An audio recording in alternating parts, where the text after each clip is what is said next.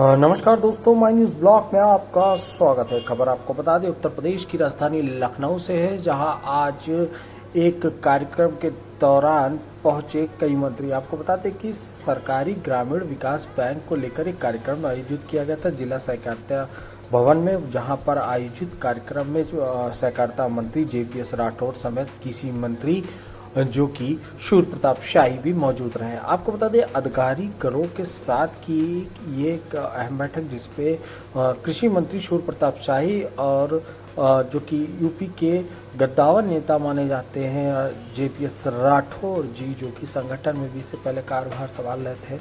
आपको बता दें कि वो भी आज इसमें मौजूद रहे। इस कार्यक्रम के दौरान फीता काट कर शुभारंभ किया गया। वहीं प्रदर्शनी में शामिल हुए कृषि मंत्री शूर प्रताप शाही समेत जेपीएस राठौर।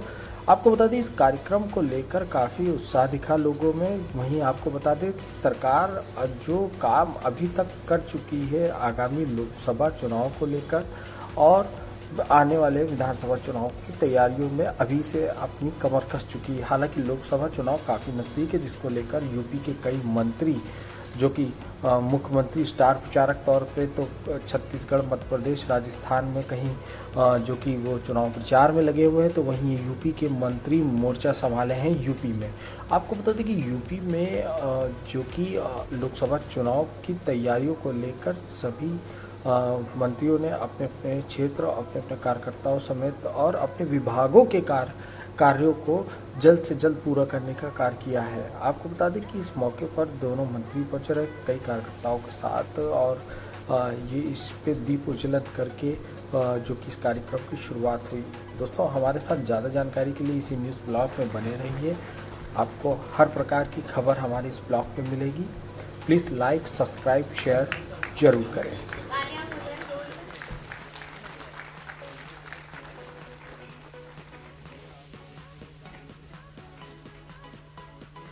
अलग अलग क्षेत्रों में बहुत विद्वान वक्ता उन्होंने पार्टिसिपेशन किया, अपनी बातों को रखा, जन जन तक हमने कोऑपरेटिव को पहुंचाने का प्रयास किया, जिसमें सभी हमारे अधिकारी, कर्मचारीगण, कोऑपरेटर्स का बहुत अच्छा सहयोग रहा है। और निश्चित रूप से अभी हमारे पूर्व के वक्ता आदरणीय केनचप्पा जी ने कहा कि किस तरीके से कोऑपरेटिव विभाग उत्तर प्रदेश में बढ़ रहा है। डॉक्टर उमाकांत दास जी ने भी एक उम्मीद और संभावनाओं वाला प्रदेश उत्तर प्रदेश को बताया है। ये हमारे ऊपर और जिम्मेदारी बढ़ जाती है जब समाज के लोग हमारे ऊपर ऐसा भरोसा जताते हैं।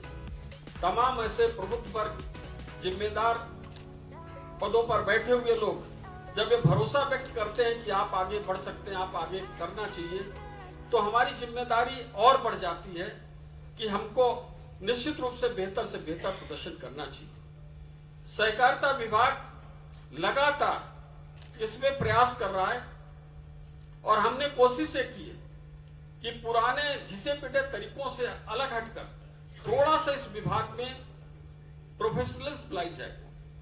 कोऑपरेटिव तो हम ही हैं, थोड़ा कॉर्पोरेट जगत का भी कुछ चीजें हैं, मैनेजमेंट है, उससे भी कुछ सीखकर इसमें कुछ चीजों को जोड़ा जाए तो हम और तेज गति के साथ इसमें आगे बढ़ सकते हैं। और निश्चित रूप से हमारे अधिकारियों ने जिस तरीके से उसमें सहयोग किया है, जो योजनाएं बनाई हैं, उसको हम धरातल पर उतारने में काफी हद तक सफल हुए हैं। अभी एक चर्चा यहाँ पर सदस्यता अभियान की हुई। निश्चित रूप से माननीय मुख्यमंत्री जी के द्वारा जो निर्देश दिया गया कि यहाँ पर इस प्रकार से एक सदस्यता अभियान चलाकर लोगों को, नए लोगों को जोड़ने का एक अभियान होना चाहिए, उसकी पूरी योजना हमने यहाँ पर बनाई। हर पैक्स पे किस तरीके से किट जाएगी और वहां पर किस तरीके से सदस्यता अभियान चलेगा। केवल एक महीने में 1 सितंबर से लगाकर 30 सितंबर तक लगभग 30 लाख सदस्य बनाना निश्चित रूप से मुश्किल काम लग रहा था। हमने लक्ष्य 20 लाख का ही किया और हम तो उसको 15 लाख ही करने वाले थे और सोच रहे थे शायद 10 लाख तक पहुंच जाएंगे, बड़ी उपलब्धि होगी। लेकिन हमारे ये आर.के. कुलश्रेष्ठ जी ने कहा कि इसको सर कम से कम 20 लाख तो कर ही दीजिए। तो हमने कहा ठीक 20 लाख कर लो भाई, तो मुझे कोई आपत्ति नहीं। तो 20 लाख लक्ष्य लेके हम 30 लाख तक पहुंचे। उसके बाद हमको लगा कि शायद जिस चीज कोऑपरेटिव के क्षेत्र को जरूरत थी, जो भूख थी उसकी, उस भूख को शांत करने में हम सफल हुए। उनको लगा कि शायद इसी चीज की हमको जरूरत थी, और यही नहीं कि 30 लाख सदस्य बनाए हुए, लगभग 70 करोड़ रुपया शेयर कैपिटल के रूप में हमने इकट्ठा किया। जहां जरूरत होती है तो विशेष आग्रह करके हम इन लोगों से, आप सब मेरे वरिष्ठ हैं, बड़े हैं, इनसे भी आग्रह करके हम सहयोग ले लेते हैं। आज माननीय कृषि मंत्री जी यहाँ पर हैं, कल गोरखपुर में माननीय वित्त मंत्री जी थे, कुछ माननीय वित्त मंत्री जी से मैंने निवेदन कर लिया है, और कुछ आज माननीय कृषि मंत्री जी से भी निवेदन करना चाहता हूं। हमारे एमडी साहब बैठे हुए हैं पीसीएफ के, संजय कुमार जी, एक थोड़ी सी समस्या आ रही है। कोऑपरेटर भी बहुत बैठे हुए हैं हमारे यहाँ पर, कानपुर क्षेत्र के और लखनऊ मंडल के और देवीपाटन मंडल के भी कुछ लोग होंगे, कि जो खाद का डिस्ट्रीब्यूशन है हमारी सहकारी समितियों के माध्यम से होता है, उसमें थोड़ी सी कहीं न कहीं से कुछ दिक्कत आ जाती है। दिक्कत की वजह क्या है कि प्रदेश स्तर पर हमारी सहभागिता जो कमेटी एक है, उसमें हमारी कोई सहभागिता नहीं है। एक कोऑपरेटिव का वरिष्ठ अधिकारी उस कमेटी में अवश्य रहेगा, तभी हम किसानों को समय पर यूरिया और खाद उपलब्ध कराएंगे, और इसमें कोई किसी को आपत्ति नहीं होनी चाहिए। मैं आपसे निवेदन करना चाहता हूं कि उस कमेटी में हमारे एक वरिष्ठ अधिकारी को जोड़ लीजिए। साथ ही साथ जिला स्तर पर भी एक अधिकारी हमारे एआर रहते हैं, लेकिन उनकी भूमिका नील बटे सन्नाटा रहती है। भूमिका वहां पर एआर वो जिला कृषि अधिकारी फाइल बनाएंगे, फाइल डीएम से अप्रूव होके चली जाएगी, हमारे एआर को कोई जानकारी नहीं रहती। हम कोई भी खाद का डिस्ट्रीब्यूशन जिले में हो तो हमारे जिला का जो एआर है उसको जानकारी जरूर रहनी चाहिए।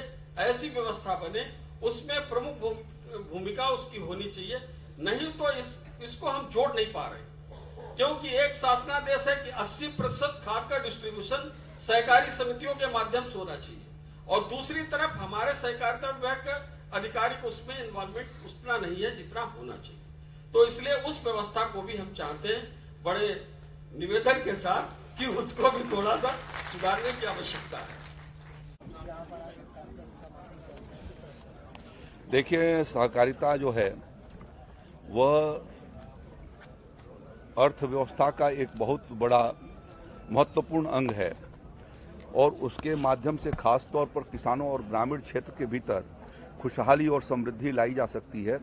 छोटे छोटे अंशदान से बड़े बड़े काम किए जा सकते हैं, और ये उत्तर प्रदेश की जो सहकारिता विभाग है उसके विभिन्न संगठन इस अभियान में जुटे हुए हैं, और जहाँ सर्वोत्तम उत्तर प्रदेश बनाए जाने का लक्ष्य माननीय मुख्यमंत्री जी ने रखा है, उसमें सहकारिता विभाग एक अपनी महत्वपूर्ण भूमिका अदा कर रहा है।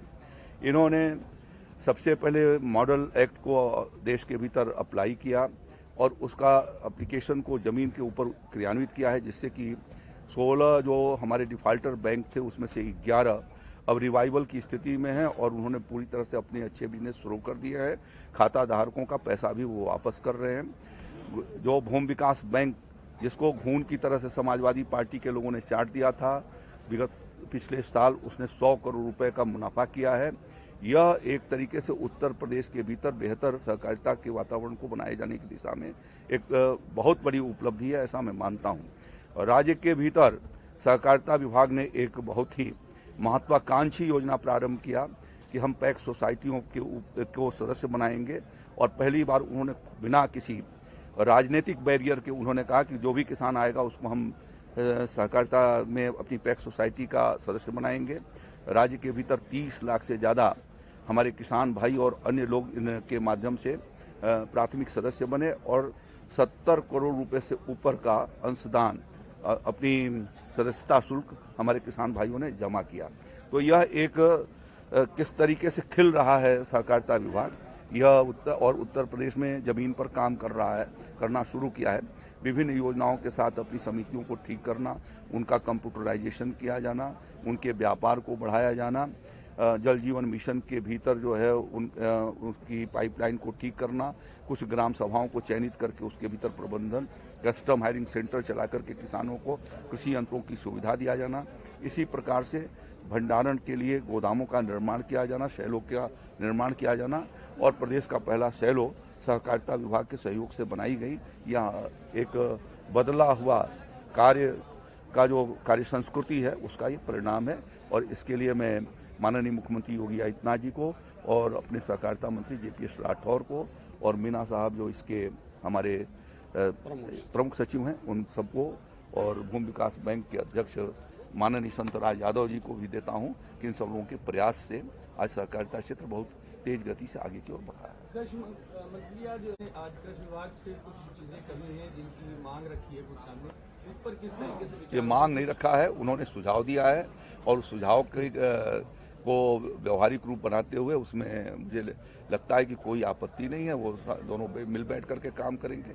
दोनों का मिशन यही है कि किसानों को सुविधा मिले और इसलिए उसमें कोई आपत्तिजनक बात ही नहीं कही उन्होंने। फसल की जब बुवाई होती है तो अक्सर देखा गया कि DAP खाद की कमी पड़ जाती है। नहीं, आज की तारीख में ब्लैक में वो मिलती हैं, इफ्को की खादें हैं जो लोग ब्लैक में मिलती हैं लेकिन जेन्युइन तरीके से। पहले तो आपको बता दूं कि 60% से ज्यादा DAP इंपोर्ट होकर के आती है विदेशों से और इतनी बड़ी मात्रा में आती है कि उसके लिए कितने वेसल्स की आवश्यकता होती है और कितने रैक की आवश्यकता होती है, पहले उसको आपको मीमांसा करना चाहिए।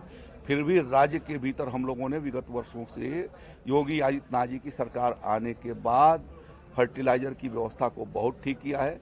यही उत्तर प्रदेश राज्य है जहां समाजवादी पार्टी की अखिलेश यादव जी की सरकार में किसानों को एक एक महीने उन पैक सोसाइटियों से फर्टिलाइजर नहीं मिलती थी। लाठियां वो इंतजार करते थे 15-15 दिन और पुलिस की लाठियां खा करके वो घर वापस लौटते थे।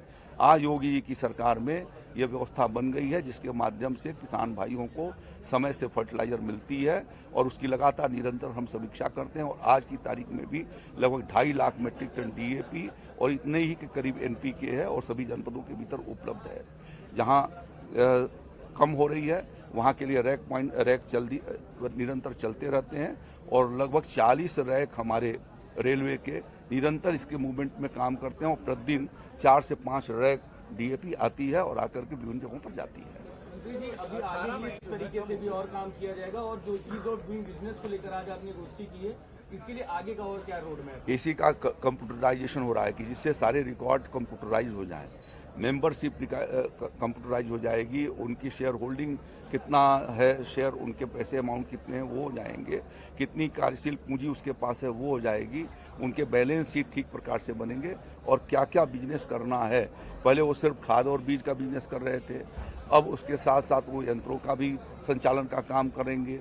इसके अलावा वो खरीद बिक्री का MSP पर न्यूनतम समर्थन मूल्य पर हमारी लगभग 60% MSP की खरीद आज ये साधन सरकारी समितियां कर रही हैं। जो उसका कमीशन आ रहा है प्रॉफिट के भीतर उससे वो फंक्शनल हो रही हैं और एक तरीके से स्वावलंबी हो रही है। तो उस दिशा में हम आगे की ओर बढ़ रहे हैं।